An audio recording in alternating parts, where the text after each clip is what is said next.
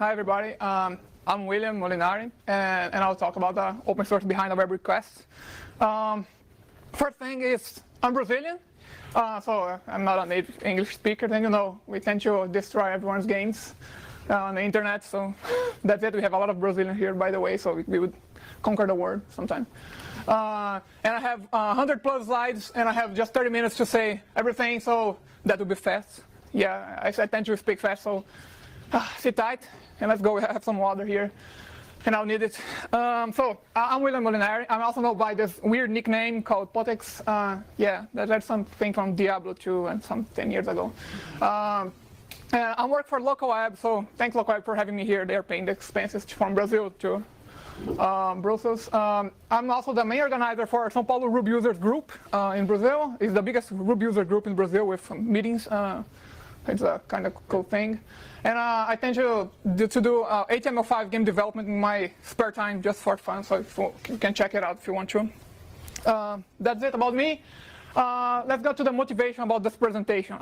And the main motivation is that I wrote a book about that in Brazilian Portuguese. So yeah, it will not be so useful for you, but I tend to translate. I want to translate that to English in the future. So just tell me if you want that, if you think that is a good idea.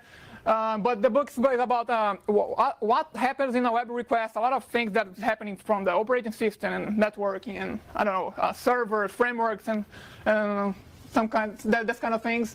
And so I'll focus on the desktop part and not going so deep on server side. But that's it. So let's start with our user. I'm a big fan of J.R.R. Tolkien. Yeah, I'm using some T-shirt of Gondor, but, and I'm using a lot of his characters for that. So let's imagine Gandalf as a user, and he's trying to access my personal blog. I don't know why, but he's trying to do that. So the first thing that will happen, we'll use a browser, of course, and we use Chromium in this case. So it's the first open source software here. And the first thing is to type an URL there. And the first question that Chromium will ask is it really an URL? And it may look silly, right? But why we will not ask type an URL on the address bar? And you know that you can type wherever you want in the address bar, and it will just search on a search engine for you. In this case, it will use Google to search for this BR, you know. But we will assume that that's an URL, and we can continue to the next question. That is it in the HSTS list? And by HSTS, I mean strict transport security. That Chromium has a hard-coded version of a list of websites that can be accessed via HTTPS. Firstly, so it will ask that if your URL is present on this list, and every server can send a strict transport security header, so it will be included there. It's dynamic. So there's a lot of links here, so it's a link for Chromium if you want to look to it. In this case, we'll continue with HTTP for a while. The next question is, does it have cache about that? And we will assume in this presentation that there's no cache anywhere, because it will be so easy, right? Just return the cache and thank you. But so we'll continue without caching. So in this case, there's no caching, so browser just continue. Caching can be done via expires or cache control or e-tags, a lot of HTTP headers here. So there's no cache, we can continue, and browser will split the URL into 3 different parts: protocol, domain, and path. We have to continue through domain because the internet doesn't know what this potex.com is really mean, right? We have to use IP addresses and this kind of thing. So we have to get the IP address for potex.com. It will check if we have a DNS caching for that. So Chromium has its own version of own implementation of DNS. You can check into Architecture of Open Source Applications book. There's a chapter about that. So Chromium has its own implementation of DNS, so it can go faster. But we will not continue with that. We will use get_addr_info. There are 2 main implementations, with internal implementation and get_addr_info using the operating system. So we will use get_addr_info so we can get into the operating system right now. So by operating system, I mean POSIX and glibc, right? That's GNU libc. So glibc will look to your etc hosts. So you may have defined your just like a DNS in your etc host. So you have this domain points to a different IP address. So it will not go to the real DNS, so it will just use your etc host. There's a link for the implementation if you want to look to it. So that's get ADDR info. That's it. I'm not going to deep dive on the code because it's boring. Should you have that on the presentation. So what get ADDR info will do is to firstly is search on ask name server's caching daemon. So in case you have this is another layer of caching, so you may have a cache for the domain resolution, so it will ask name server caching daemon. Obviously, we are not using cache in this case as well. So the big picture is we have a user. We are getting to the operating system to live to the internet, right? But to live to the internet, we will have to go a little further to a little bit of theory to Aussie model. And I don't know about you, but every time I talk about the Aussie model, I get one of those caps in my head because it's so academic, right? It's so boring to talk about that. So let's try to simplify this a little bit to not be so boring. Let's remove those two layers there, and we use just 5 layers here. So we can split that into the operating system and the user part. So we have application for the user and those other 4 layers for the operating system. So we can see that as protocols, and we will look through each of those protocols one by one. So let's get started with DNS. As I said, just a parenthesis here, Chromium has its own implementation of DNS. You can check it out if you want. This is the link for the Chromium source code. And getting back to the get ADDR info, we have 2 syscalls here, a call for socket and a call for connect. That's the source code. So we are using UDP IP, socket dgram from UDP, and IP proto from IP. We are using UDP IP and just attributing an IP address via connect. So the connector will just get this IP address and attribute to the socket. So we can check that with strace if you want. Don't worry about this whole code.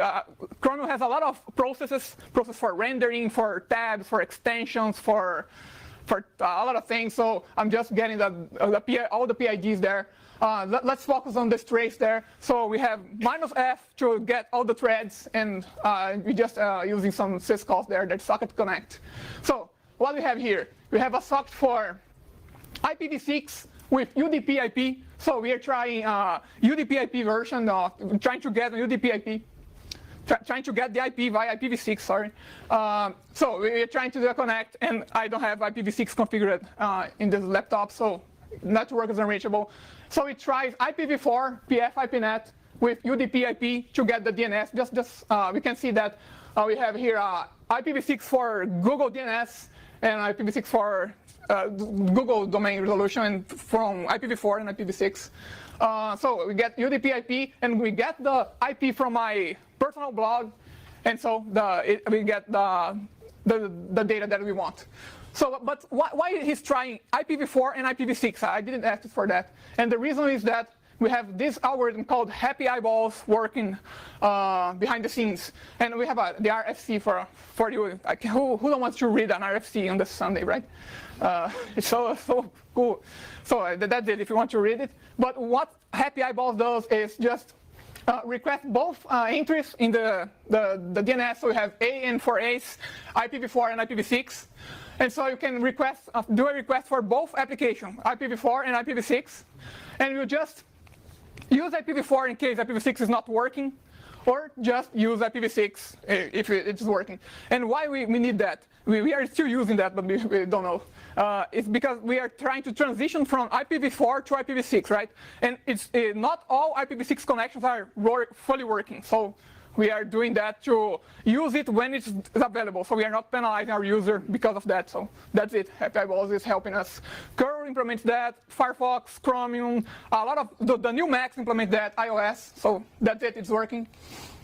So let's get to the UDP IP in this case. We are in the DNS yet. We are not to the HTTP yet. So UDP is implemented inside the Linux kernel. So this is the operating system, right? UDP is implemented inside the Linux kernel. I'm not a kernel hacker, so I'm not sure if what is happening there. But this is the first file that you can look if you want to understand some things. And what is happening with UDP is that we just attribute an IP address and send it to the internet, and you will not you don't know if you will receive a response and a confirmation about that. So that's UDP. We'll get to TCP soon. So that's it. We can finally go to the physical layer, but let's let it for some time from here soon. So the DNS, I did this with DNS tracer. So what's happening with DNS here, with domain resolution? We are this user. We will ask our recursive name server. In this case, in my case, it's my personal router at home. So there's no cache. Remember that there's no cache. It will ask one of those 13 root servers that will send us the IP for one of those 2 top-level domain servers. In my case, potex.com is the top-level domain for .com. That I'll get my authoritative server, and I finally get my IP address. That's the 192 up there. So that's it. We finally got what we were looking for. That is my IP address, and we finally can get to the HTTP. That is what we were looking for. So let's get started from scratch. So we have TCP/IP with HTTP now. And let's get started with TCP first, because it will be better to explain. So yeah, TCP is implemented inside the Linux kernel. So if you can look to the TCP/C if you want to. And TCP is really different than UDP, right? You have a lot of control and statuses, and yeah, we have a connection here, not just sending a packet. But we will not go into detail of that because it's boring, right? So let's look to the three-way handshake and how we establish a connection. So we use Gandalf again for this case. What's happening here is that we have a server listening on the other side, on port 80, for example. That's my blog is running port 80. So Gandalf in this case is the operating system. Will send a sync package to the server. This is the first step. So it tries to connect to the server, and the server says, "Nice. I was expecting a connection. I want to connect to you as well." So it sends a ACK to confirmation as a confirmation and send to the other side. So this is the second step. And as a third step, it just confirms. So we have a connection from Gandalf to the server and from server to Gandalf. So it's a fully established connection, and we have Gandalf happy, right? Yeah, that's it. So now that we have a connection, we can go to HTTP and HTTPS. We'll start with HTTPS because we have to have an encrypted connection here. So HTTPS is just HTTP over TLS. So we have an encryption tunnel between quotes here. So it's just like that, just like between HTTP and TCP/IP. So it's based on this article. It's a dense article if you want to read it. Okay, let's imagine that we already have a connection here. You can remember that Gandalf happy. So the first thing to do is to send a list of ciphers and a URL from client to server. And by a list of ciphers, I mean the thing. You can check your ciphers if you go to this website. But there's a lot of encryption algorithms and key exchange algorithms, and yeah, that's it. A lot of things that we are not going in deep detail here. So the server will pick one of those ciphers and send back with the certificate. So in this case, we're using TLS, RCA with RC4, and yeah, that's it. And what we can remove from that is that we use RSA for asymmetric cryptography, RC4 for symmetric cryptography, and MD5 for hashing. So we use the public key and private key here to exchange the key. Symmetric cryptography, we use this key to exchange information, and we will use hashing just to compare packages and see if everything is okay. So that's it. Just a second. That awkward moment.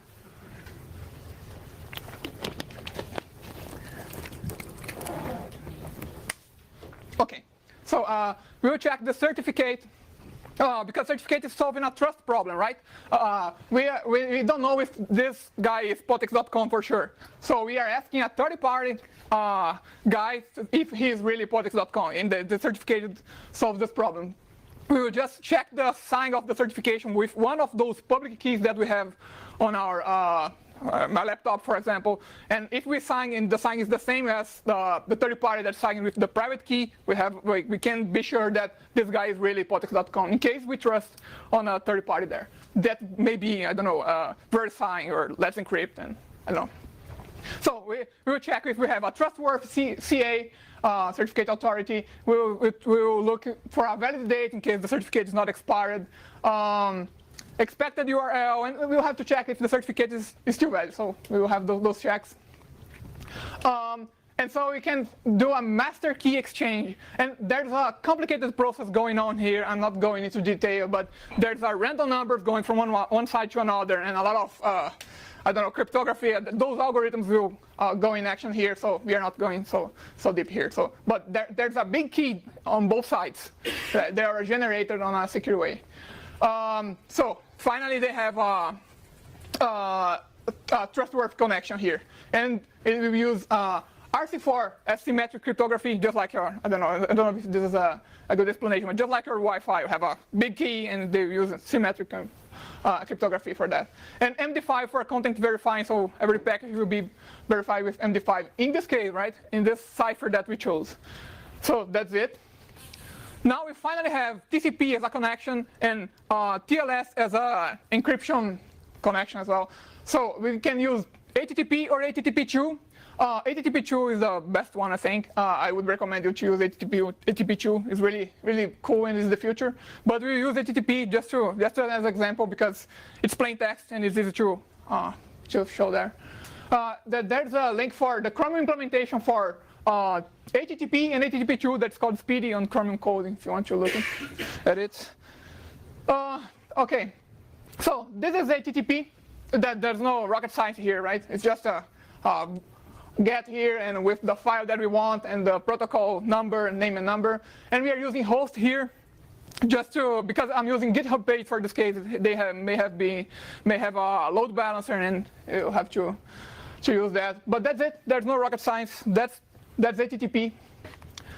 And so we finally have that, and we go out to the internet. So we use Ethernet or Wi-Fi, and they have the physical layer. I'm just that's not exactly like that, but we'll have those two layers down there. So it's based on a paper. So that's it. But let's go inside the Linux kernel between quotes. So we have a socket library there, just like glibc, for example, that will talk to the TCP/IP stack inside Linux kernel, that will talk to the frameworks and drivers developed there, so we can finally go to the hardware to leave the operating system, the machine, by the way. So this is the paper I talked on the left side, so if you want, you can read it if you want. So we are going to kernel on IPv4 TCP/C. There's some frameworks to develop device drivers for wireless and net. And we have IDWL Wi-Fi that is the driver for this laptop. And the only part that is not open source here is the firmware on the Intel firmware. So that's it. It's a blob. So everything else is open source. So we're finally leaving the operating system, and we will go to our router to the internet. I'm not talking about the router because I will not have enough time for that. But let's go to the internet, and by internet I mean just a trace route because there's a lot of devices out there and we can't study that. So let's imagine a trace route with TCP because we lost a lot of packages if you use UDP here. So that's it. I'm going to my router that is Palantir. Yeah, it's another thing from Lord of the Rings. Yeah. So we're going to Virtua, that is Brazilian ISP. We're going to the backbone that go to New York City probably NYK. It's going to USA backbone and GitHub pages in this case. That's my personal blog. So that's it. Let's imagine that's the internet, right? Just like IT Crowd, just that little box. Yeah, that's the internet. So I'm not focusing on this part, the server part, because we are in the desktop that room. So I removed a lot of slides here. I was studying framework, studying a lot of things here. So I just removed that. So let's imagine Nginx. Nginx may have a configuration for Unix sockets and for TCP. So in this case, it's for TCP, and this case is for Unix sockets. So you can check the documentation. And we imagine that Nginx is talking to a web application server. So we are talking via TCP to this application server. We can use TCP or Unix socket in this case. We just chose TCP because of reason, right? So we just use that. So Unicorn will talk to Rect, that will talk to Rails. In this case, it's just a Rails setup, right? You don't have to be familiar with Rails, but what Rect does is just to make the protocol between Unicorn and the Rails app. So you can change your framework to Sinatra, I don't know, and your Unicorn to, I don't know, Puma, and you keep the same protocol there. So this is why Rect exists in this case. Another good question here is that why I have to put a web server on, instead of just using Unicorn, a web application server to the internet. And the reason is that Unicorn is well prepared for that. Nginx is well prepared for that. Unicorn is just implementing HTTP, but it's not so, I don't know, it's not a good guy to be on the internet. Because, you know, internet is difficult. We have a lot of Brazilians there. So what Rails will receive here is just a Ruby hash with a lot of things here. We have CGI 1.1 there. We have I don't know, this is what type of localhost, so I was testing here. HTTP 1.1, WebRig, that's the web server, application server. That's it. So we have a lot of things here. And Rails will receive that, and we'll try to understand what you want with this URL. So we try to understand what is a controller and what is a model, what is a controller and what is a view. So that's it. Let's imagine the MVC here. I would change a little bit just to get the routes controller. So we get some data from model, build a view, and we'll have an HTML here. So this is my personal blog finally. So we can finally get all the way back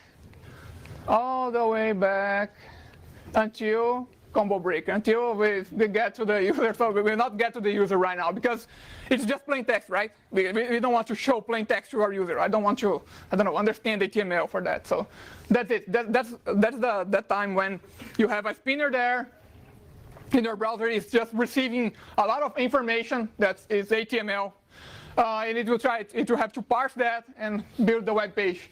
So here is where the CS algorithms that we learn in the university comes to life, right?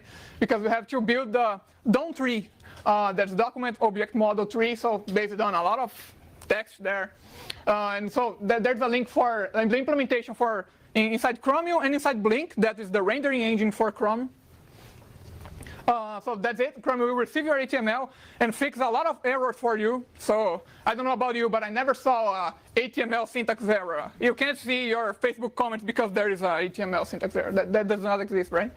And that does not exist because browser is doing a lot of magic for you. So that's it. Thanks, browser. We had more black magic in the past when we have IE6, you know. It's more magic than we wanted. Just like Gandalf in The Hobbit and a lot of it. Yeah, okay. So we have a lot of tags here. So we are receiving images and scripts and CSS and this kind of thing. So browser will start downloading that. Every image and every link will be downloaded in different thread. By thread, I mean asynchronously. So that's being downloaded asynchronously. And every time it finds a JS file, it will be downloaded synchronously. So it will block your whole rendering and download the file, execute it, and so it will continue. So that's why you have to put your JS file at the end of the page. So that's the reason. And just remember that every one of those guys is a Gandalf happy thing. Yeah. So you'll have a lot of I don't know, three-way handshake and TLS thing. I know that's keep alive to save the day, but in theory you have a lot of things going on here. So that's it. And by using HTTP2, you will just use one connection and multiplexing through this connection. So use HTTP2 is the future. So we'll have to do the same thing with CSS. So we have the DOM tree and the CSS on tree. So we have to do the same thing. There's not just text. We have to create this tree. And so we have those two trees, and we have to merge them. So when we merge those two trees, we will have the render tree. And based on a render tree, we can finally build the whole application, website in this case. So there's a good article about that. That's a master thesis, I think. So just read it if you want. And that's really interesting. So you'll find a render tree, and this render tree will have X and Y. So you have to draw this box with X 100 and Y 100. So your browser will keep printing that on your display. So finally, we finally have Gandalf in this case. We finally have my personal blog, so I can read about Go and Ruby. I don't know. So that's it. And as a summary, is that open source powers the web. We have a lot of open source software out there, and that's why we have not that's why, but it's powering the web. It's really cool, and yeah, that's it. It's really easy, right? Okay, so I hope you enjoyed this presentation and it helped you to understand what's happening on a web request through open source software. And I'll be waiting for questions if we have time for that. And thank you.